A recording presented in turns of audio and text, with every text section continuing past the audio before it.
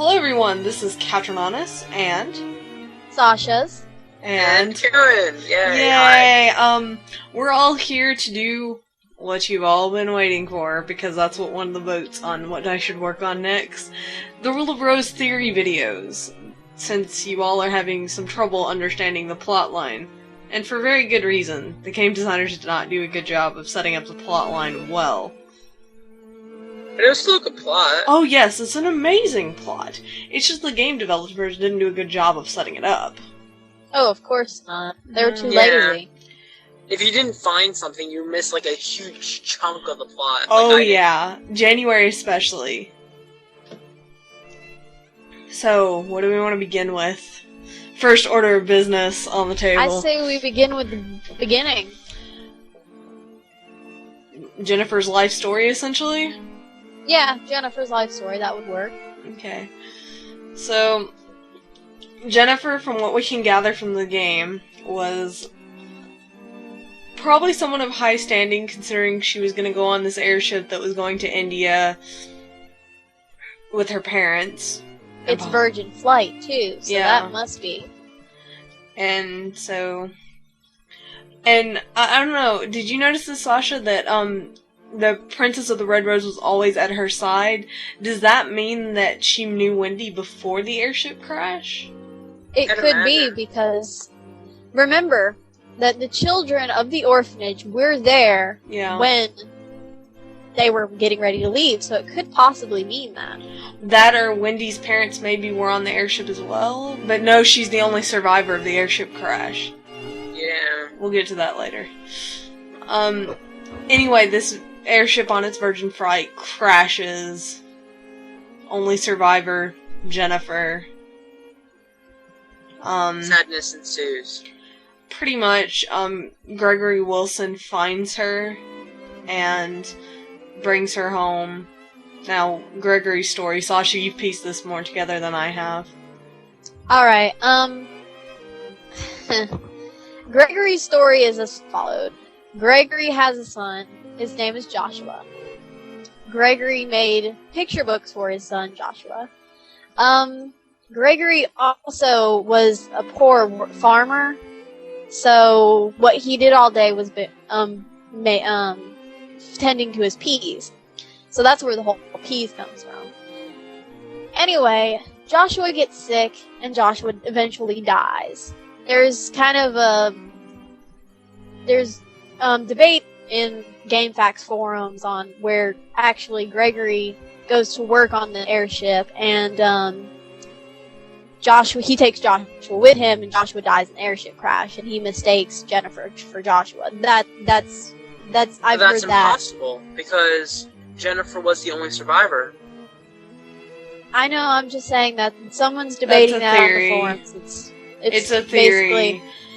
But they say that Jennifer is the only survivor of the airship crash, so it could... What indication that he worked... What was the indication that he did work on an airship? Probably in the beginning of the... Whenever you see the opening for the game, they probably assumed. That's the only thing I could figure. But that's why I'm saying there's debate on that. I don't know why it's really debated. I don't see that very probable, because if he worked on the airship, there should have been some clear sign within the gingerbread house that he was actually... Exactly. Yeah. See, that's why I just said there's debate on that, and I don't really care about it. But this is what's happening to Greg. Anyway. Greg, there's also a calendar in his room, in the bathroom of the house. Mm-hmm. And I forget what's on it. Completely forget what's on it. But it's an extremely important date. Like, it's the date of the flight of the airship or whatever. Because his son absolutely adored all things aircraft. You can go in the child's room and see that he loved the air. He wanted to be a pilot or whatever, you know? He wanted that kind of lifestyle. I have a theory based on that. Joshua's dead. He's dead before the airship takes off. He dies maybe like right before the airship's about to take off. Maybe he'd had that circled months in advance, so him and his son could go see it, but Joshua dies. He becomes delusional, and goes out to the airship like he's taking Joshua anyway, and finds Jennifer at the crash. That makes sense. That's my theory. I'm throwing it out on the table. But then how does the press know that she's the only survivor? When they find her after the murders. That's how they find out. Because even then, whenever Gregory finally gets Jennifer, he locks her up in the basement. She only has contact with Wendy.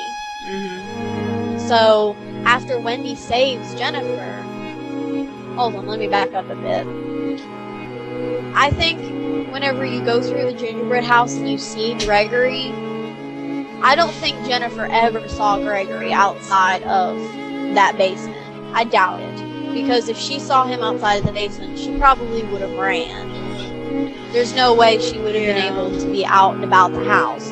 So whenever they did that, they probably were just showing how Gregory was acting while Jennifer was probably down in the basement.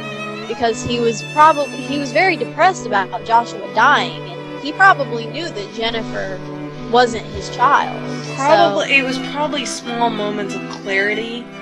Exactly. Because he was very delusional as it stood, so it was probably tiny moments of clarity where he knew that that was the case. And he was a drunk anyway. So it was probably something along those lines. Yes. And, whenever Wendy finally took Wendy decided to take the gun because she knew what Gregory was doing. Whenever she would actually see this, because, there are some windows around the house that she could actually peek into and see him. Mm-hmm. So, whenever she was finally got Jennifer and got out of there, she took her back to the orphanage. So none of the outside world knew what was going on.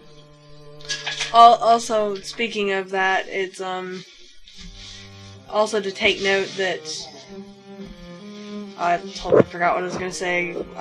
Oh yes, to take note is if you do manage to look around and get caught by Gregory, she immediately gets locked back up in the basement. Mm-hmm. Again, so I don't actually know how to get out after that. Wow. Because I kind of got caught and I was like, Wendy, how do we get out? And I got locked back in there, so... Yeah. And so that's another good support behind the fact that she probably was never outside the basement. And if she was outside the basement for a little while, I'm doubtful that she could get out of the house. And if she was outside the basement, then there was no doubt that Gregory was either very next to her or very close by. Yeah. But also, whenever you go through his diary, you hear him... He has a diary? He does. He has a diary. And you have to read it, and he goes through the thing where he pretty much every day, he says, work went well, work went well, work went well, work went well, and did this, work went well, did this, work went well. That's all it says for the most part. You can assume that since he doesn't mention Joshua in his diary anymore, Joshua dies during the diary. Yeah. So, whenever he says work went well, the next time he says work went well after he mentions Joshua being sick, Joshua probably died. Yeah.